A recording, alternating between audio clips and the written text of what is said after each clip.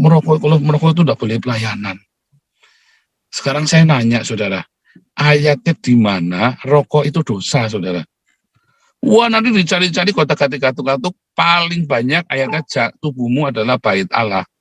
Kamu harus merawatnya, ya kan? Di 1 Korintus 6. Paling banter akhirnya itu, saudara. Nah, saya kasih tahu, kamu suka minum Coca-Cola? Iya, 1 kaleng Coca-Cola itu lebih bahaya daripada 1 bungkus rokok. Saya kasih tahu ya. Nggak percaya, saudara ya. Wah, nah itu, saudara ya. Dan 1 gelas anggur itu lebih sehat daripada 1 bungkus rokok, saudara.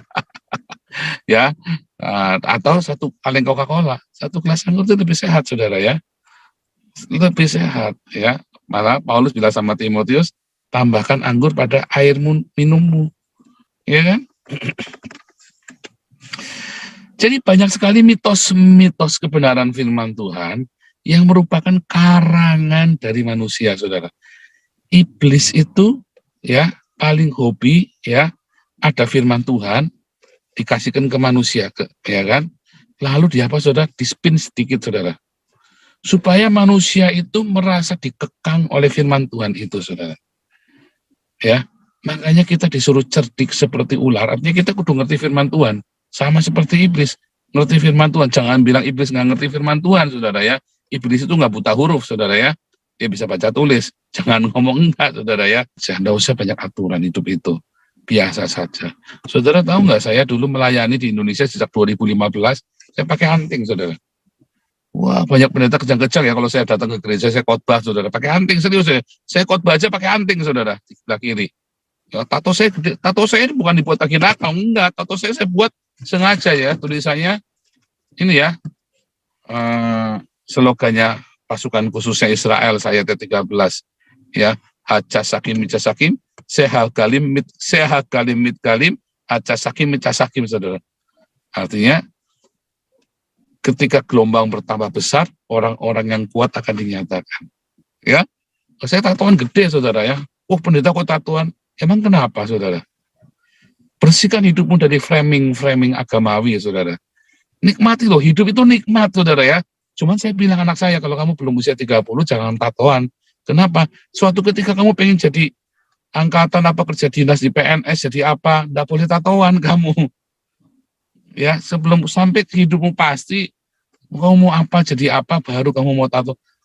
Saya tatoan udah bertobat, saudara ya. Udah jadi pendeta, sudah dipulihkan, saya pakai tato ini, saudara ya. Tatonya tengkorak lagi, saudara. Wow, tengkorak itu setannya, gundelmu peang kamu. Masa setan tiap malam ngasih makan orang.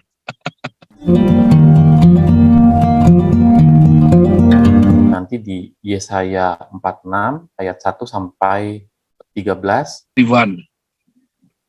Di spotlight everyone. Iya. Jadi bisa nggak? Sudah, bisa. Bisa ya, oke, terima kasih. Ya, luar biasa firman Tuhan, selalu baru setiap hari. Firman firman Tuhan selalu baru setiap hari bagi kita semua yang hidup di dalam kasih Tuhan ya, yang kita hidup sesuai dengan firman Tuhan ya. Saudara, hati-hati ketika saya bilang sesuai dengan firman Tuhan ini bukan basa-basi ya, saudara ya. Firman Tuhan yang tertulis itu jangan Anda tambahi, jangan Anda kurangi, jangan diasumsikan ya, saudara ya. Karena ketika Anda mulai menambah ngurangi atau kan artinya begini, nah itu sebenarnya Anda sedang menambahi, sedang mengurangi. Hati-hati, saudara ya. Gereja-gereja tersesat, gereja-gereja terjebak ya di dalam firman Tuhan yang ditambah kurangi itu, saudara. Akhirnya gereja-gereja tidak lagi ketemu Tuhan. Dia pikir ya seperti Petrus tadi ya, guru, tidak akan terjadi, sekali-kali jangan, Tuhan akan jauhkan kamu dari yang seperti itu. Malah ditengking sama Tuhan Yesus, nyala kau iblis. Padahal baru dipuji-puji ya, bahwa gerbang alam maut tidak akan sanggup menguasai gereja. Tapi malah di hari yang sama, Baru tadi ngomong muji-muji Petrus, langsung ditengking Petrusnya, nyala engkau iblis, kau satu batu sandungan bagiku. Itu yang terjadi, saudara ya, ketika ada orang mengira itu adalah baik. Ya, siapa ya? Saya ngomong-ngomong waktu di Belanda ini ya, itu firmannya ada itu. Yang dia kotak-katik gatuk, ya, kelihatannya baik, saudara. Kotak-katik gatuk. Pasti kasih air yang. Ya. Kelihatannya kotak-katik gatuk, ya. Ini permennya enak, Pak. Sorry ya, ini saya lagi di mobil soalnya ya, sama pastifnya, supaya nunggunya enak. Nah, saudara, kotak-katik gatuk, ya, ingat ya, di Zoom kita dulu ada siapa tuh yang suka, kan maksudnya begini Pak Paul, masih kelihatannya baik, saudara. Hati-hati, tidak semua ucapan-ucapan yang baik itu ada di firman Tuhan. Saya pernah kasih tahu saudara ya, berhentilah makan sebelum kenyang. Saya waktu fitness, instrukturnya, si personal trainingnya selalu bilang apa? Berhentilah makan sebelum kenyang. Ya, saya dulu nggak ngerti saudara ya. Terus saya kalau kemana-mana cerita, makanya berhentilah makan sebelum kenyang. Saudara tahu saudara, itu adalah perkataannya Muhammad saudara. Berhentilah makan sebelum kenyang. Kalau firman Tuhan bilang apa? Engkau akan makan sampai kenyang. Ya, kelihatannya baik ya saudara ya. Nah, tapi itu bertentangan dengan firman Tuhan. Kalau Anda berhenti makan sebelum kenyang, jangan bilang itu sehat, enggak saudara. Saudara kan geragas. Percaya saya, ya. Saya pernah miskin soalnya saudara ya. Berhenti makan sebelum kenyang itu geragas saudara. Makan sampai kenyang, udah selesai. Jangan ditambah lagi. Itu yang benar saudara ya. Makan sampai kenyang, udah. Tapi jangan sampai Anda makan sampai nggak bisa bangun. Kekenyangan, nah, itu nggak boleh, saudara ya. Tapi kalau Anda belum kenyang, makan. Supaya Anda tenang, seharian kerja enak, ya. Tapi bukan kekenyangan, saudara, beda ya. Kekenyangan itu berarti Anda serakah. Tapi kalau Anda belum kenyang, sudah berhenti, ya, itu nanti Anda geragas seharian, saudara. Kelihatannya baik ya, iya, tapi itu bukan firman Tuhan. Ternyata firman Tuhan mengatakan sebaliknya. Nah, sama ya, banyak orang menganggap ya yang anggapan-anggapan itu ya, ritual-ritual yang dikira baik ya, bikin liturgi-liturgi yang dikira baik, bahkan bahasa roh yang dikira baik. Kelihatannya baik ya saudara ya. Kalau orang bahasa roh itu ya kelihatannya baik saudara. Tetapi coba Anda bayangin kalau Anda lagi jalan sama orang di terminal sama temanmu, tiba-tiba temanmu begitu sendiri saudara. Wah, kalau saya mah takut saudara. Kamu jalan sendiri ya, aku tak jalan ke sana dulu. Nggak mau saudara saya ya. Nanti saya dikira lagi nganter orang dari panti saudara, repot saudara ya. Saya pernah jalan sama orang begitu ya saudara ya. Saya siang-siang tetangga pada ngeliatin. Aduh, pusing saudara. Kelihatannya baik ya saudara ya. Banyak orang mengira itu hal yang baik. Saudara selalu ingat di dalam firman Tuhan, kamu hanya boleh berbahasa Arab kalau di dalam jemaat ya. Kalau lagi sendiri mah terserah. Tapi kalau di dalam jemaat, kamu boleh berbahasa Arab kalau ada yang menafsirkan. Firmannya jelas sekali saudara ya. Jangan ditambahi, jangan dikurangin. Oh itu kan dulu, itu kan ini. Enggak saudara, pokoknya firmannya jelas. Ya. Nah saudara, ada teks, ada konteks, itu saudara harus perhatikan.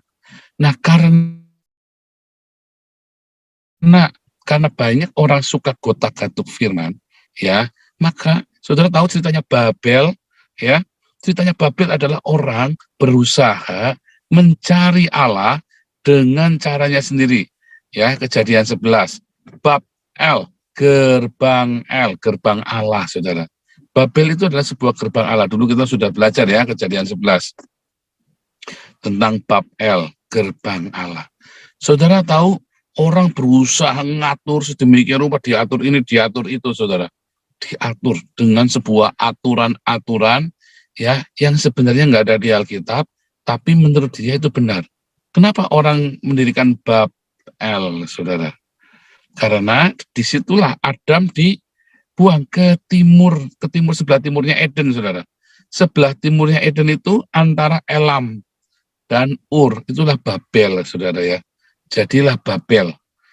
Nah, karena mereka berkumpul di situ. Nah, manusia kemudian berusaha mencari Allah dengan caranya sendiri, dengan anggapannya sendiri, dengan ibadah dan aturan ibadah ya yang merupakan aturan manusia. Ya, saudara, ingat ya pelajaran itu ya, yang kita juga kemarin sudah belajar ya di dalam Yesaya 29, ibadahnya ibadah buatan manusia. Dengan banyak sekali rupa-rupa aturan yang tidak tertulis di Alkitab. Terus, ini kan tertulis di Alkitab, dia ngomongnya apa, tulisannya apa, saudara. Bisa beda, saudara. Contoh, ini saya kasih contoh ya. Ya, orang-orang Pentakosta karismatik paling demen ngomong merokok itu dosa. Kalau merokok itu tidak boleh naik, tidak boleh pelayanan. Ya, saudara, ya merokok itu dosa.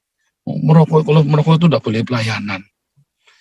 Sekarang saya nanya, saudara, ayatnya di mana rokok itu dosa, saudara?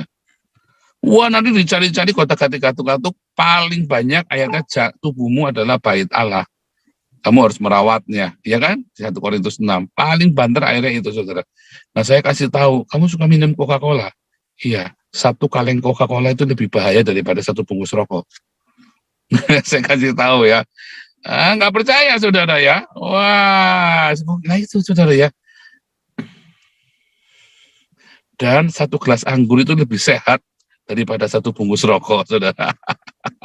Ya, atau 1 kaleng Coca-Cola, 1 gelas anggur itu lebih sehat, saudara ya, lebih sehat ya. Malah Paulus bilang sama Timotius, tambahkan anggur pada air minummu, ya kan?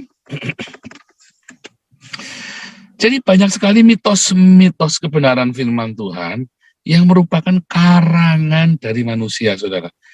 Iblis itu ya paling hobi ya ada firman Tuhan dikasihkan ke manusia, ya kan?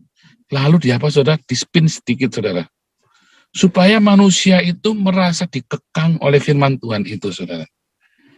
Ya, makanya kita disuruh cerdik seperti ular. Artinya kita kudu ngerti firman Tuhan. Sama seperti iblis, ngerti firman Tuhan. Jangan bilang iblis nggak ngerti firman Tuhan, saudara ya.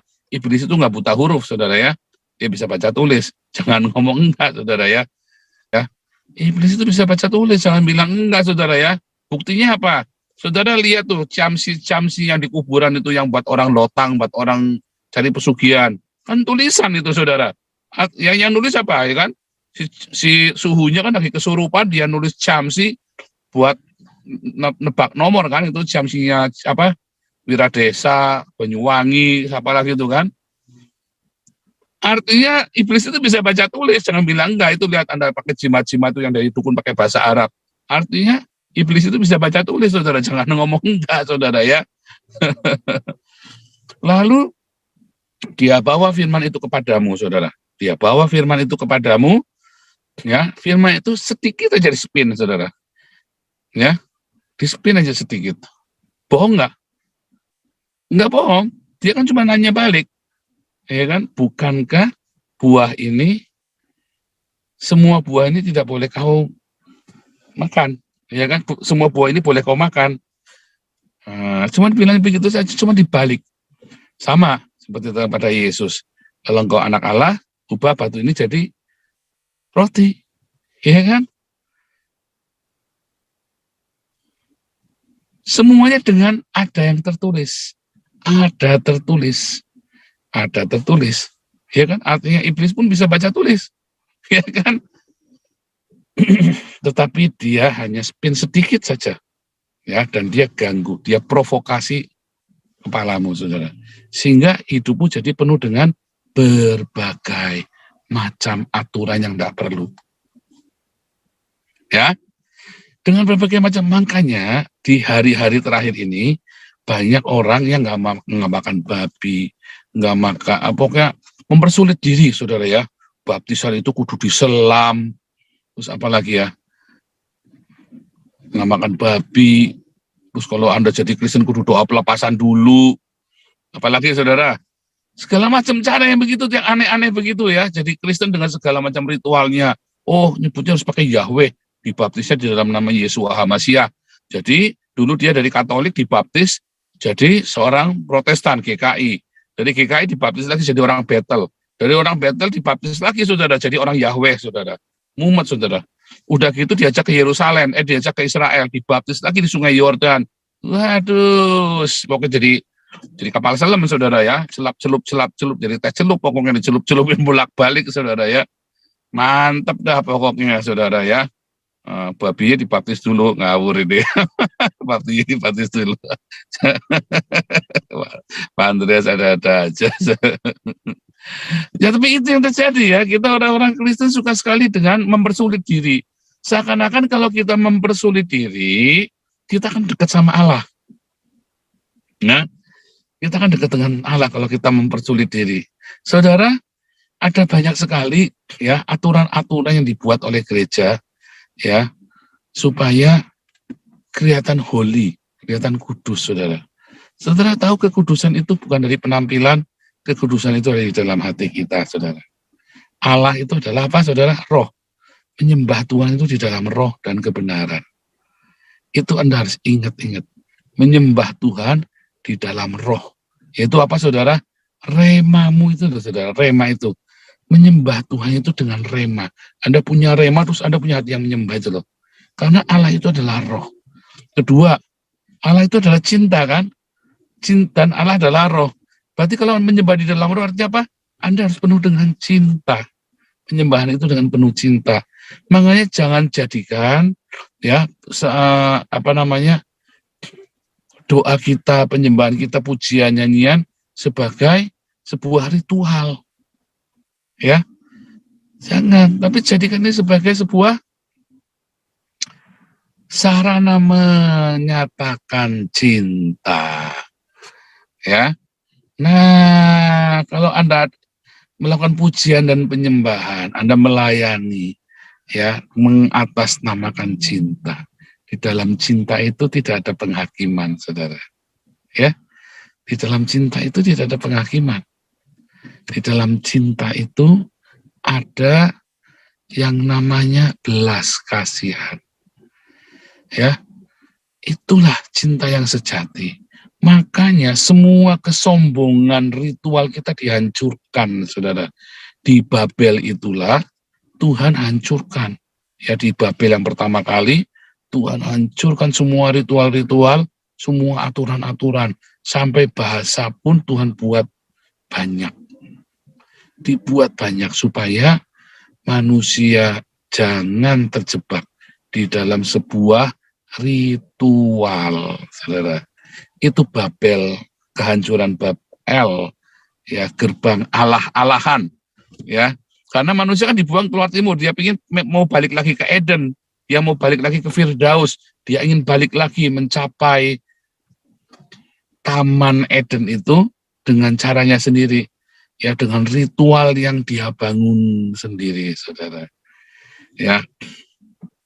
Yang kedua, saudara, yang pertama tadi Tuhan hancurkan semua ritual-ritual dan aturan-aturan manusia di dalam peribadahan.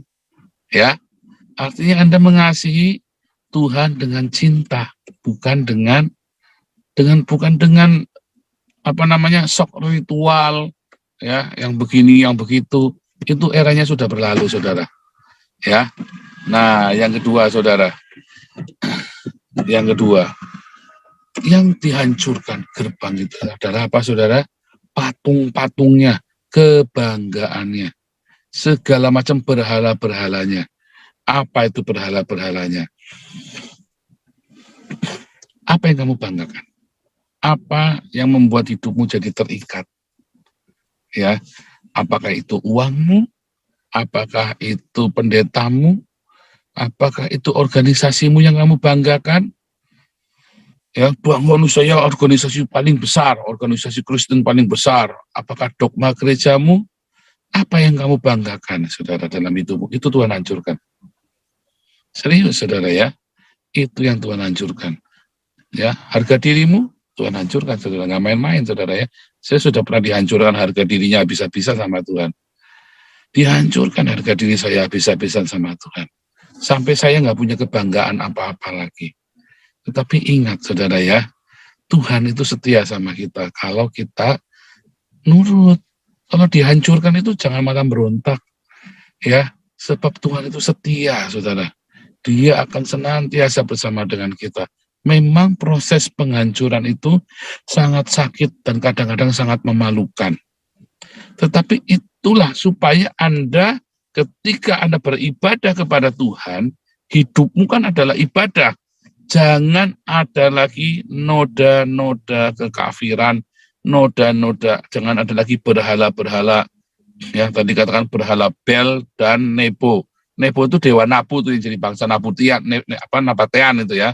Dewa Nabu, dewa Nebo atau nanti jadi bangsa Nabatean, pengikut dewa Nabu. Ya, semua berhala-berhala itu saudara ya, semua dewa-dewa kebanggaan.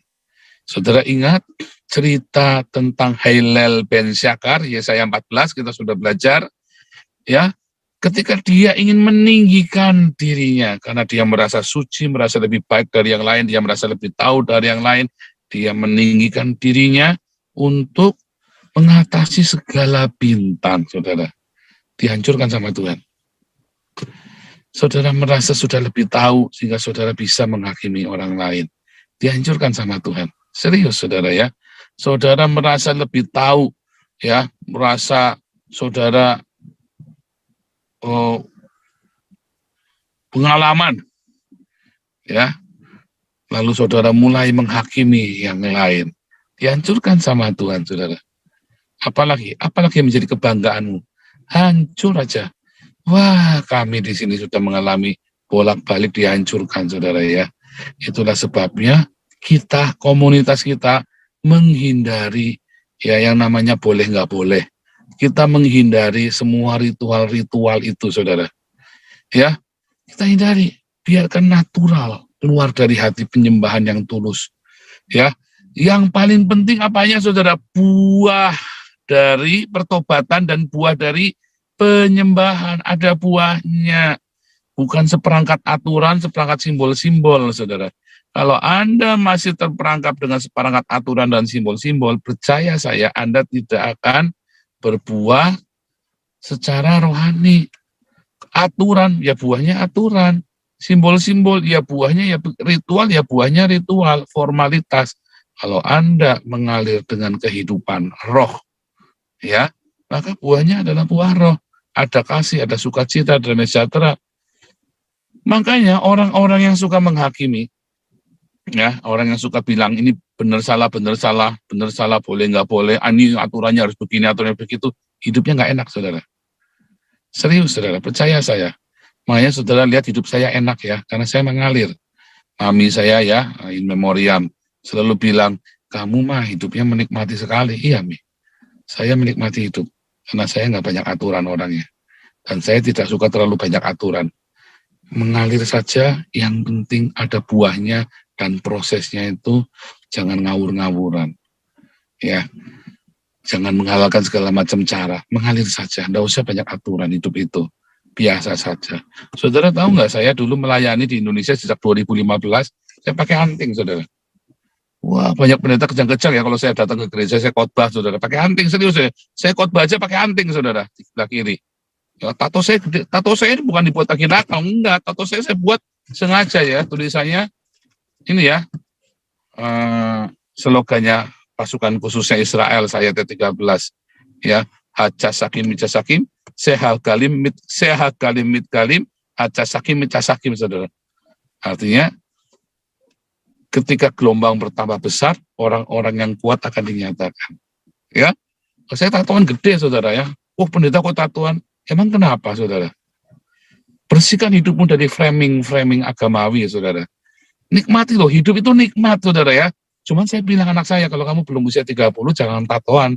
Kenapa? Suatu ketika kamu pengen jadi angkatan apa, kerja dinas di PNS, jadi apa, enggak boleh tatoan kamu. Ya, sebelum sampai hidupmu pasti, kamu mau apa, jadi apa, baru kamu mau tato. Saya tatoan udah bertobat, saudara ya. Udah jadi pendeta, sudah dipulihkan, saya pakai tato ini, saudara ya. Tatonya tengkorak lagi, saudara. Wow, tengkorak itu setannya, gundelmu peang kamu. Masa setan tiap malam ngasih makan orang. Nah itu, saudara ya.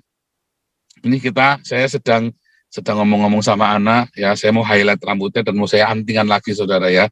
Bukan mau sok-sokan, enggak, karena saya penginjilan di jalan ya. Dan orang-orang di Eropa ini ya nggak suka dengan yang bau-bau agamawi, saudara.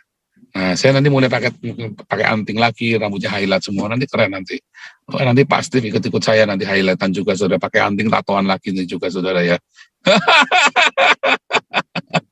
Enak hidup ya, menikmati, saudara. Saya nggak suruh Anda tatoan, enggak, tapi nikmati hidup. Ya, jangan hidup itu jangan serem-serem gitu loh, saudara ya. Jangan yang aturan boleh ndak boleh, inilah itulah segala macam. Waduh, yang santai saja, dinikmati dengan cara yang benar, yang kudus. Ya, ada batas-batasnya selalu, saudara ya. Ada batas-batasnya. Nah, yang ketiga, saudara, ya, jangan Anda berpikir bahwa ya semua anak Tuhan nggak mungkin dapat celaka, semua anak Tuhan nggak mungkin dapat ya pasti jalannya selalu nggak ada tuh yang namanya kesengsaraan. Kemarin siapa yang ngomong ya? Kalau anak Tuhan yang nggak mungkin hidupnya sengsara. Oh, siapa bilang, saudara? Ada masa-masa kita harus melalui via dolorosa. Ya, ketika dikatakan ya Petrus itu, guru, kamu jangan begitu. Tuhan Allah akan menghindarkan kamu dari itu. Nyahlah kau iblis. Oh, diusir, saudara. Via dolorosa adalah suatu jalan salib yang wajib. Via dolorosa itu adalah kewajiban. Saudara tahu kemarin apa namanya? Semuanya itu apa namanya judulnya kemarin? Kemarin kita judulnya apa kemarin? Kemarin itu aku baru ngomong itu.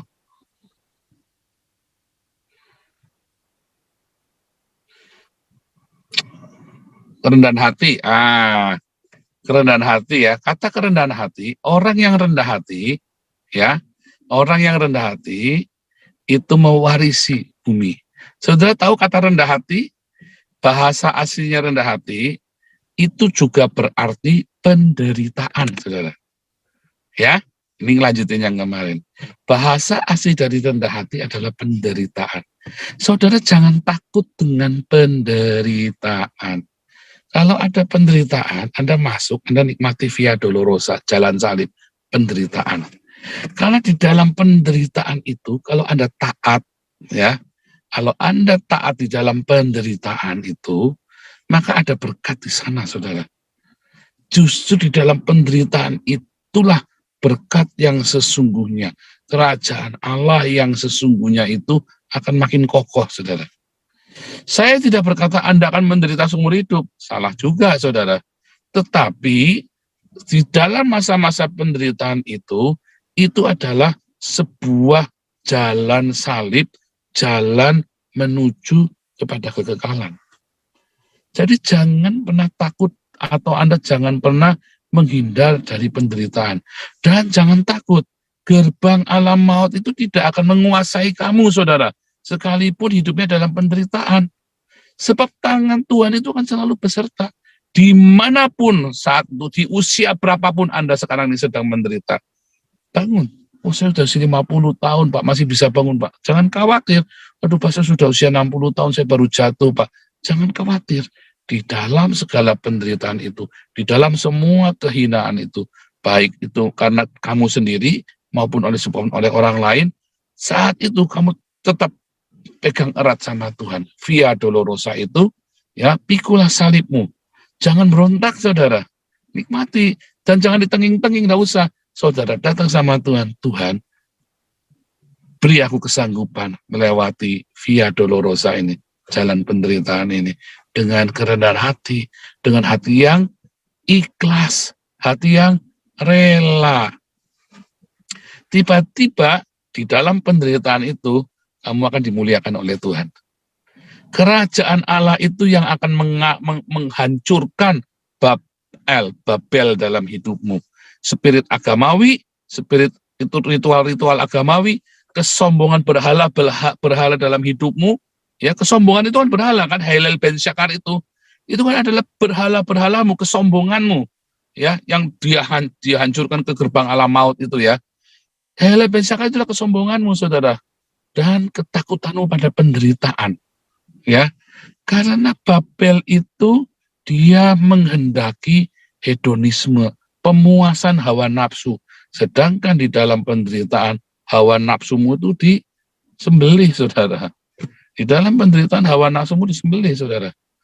Jadi jangan takut, itulah hancurnya gerbang gerbang Allah, buatanmu, saudara, buatan kita. Satu, ritual agamamu dihancurkan, kesombongan dalam hidupmu dihancurkan, dan penderitaan itu menjadi kenikmatan bagimu. Tuhan Yesus memberkati. Silakan Pak Mulia. Kau bilang kau menang debat, lawan domba yang sesat. Kau bilang banyak yang tobat.